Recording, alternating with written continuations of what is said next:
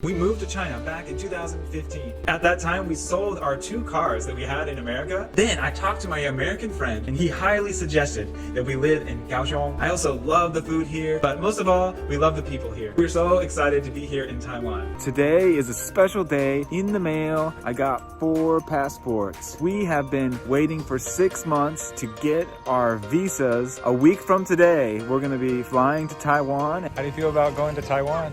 Excited! Yeah!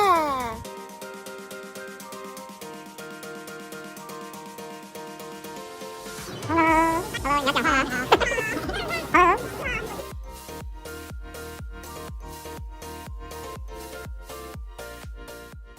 大家好，我叫 Andy， 我来自美国加州，这是我的太太 Cassia。欢迎来到我们的频道。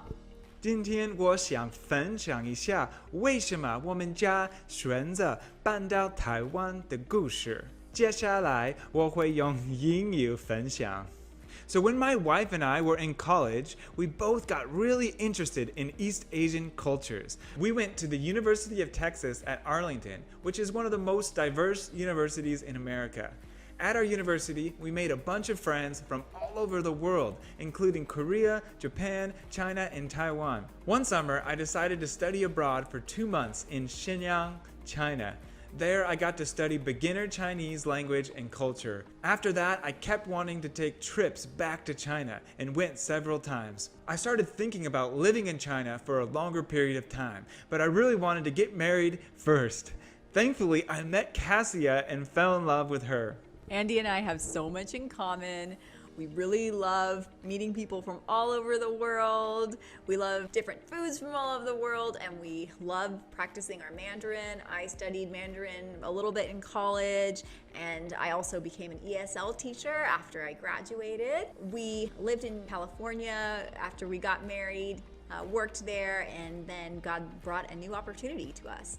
So after working for a couple years in California, we started to make plans to move to East Asia. We heard of an opportunity to study Chinese at a university in Xi'an. Then we went for it. We moved to China back in 2015.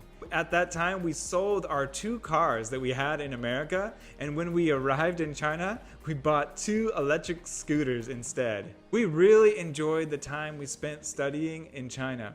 We made so many friends and felt so welcome there.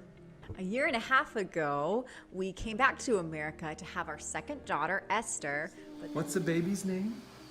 Ezio. Oh, right. But then the pandemic hit.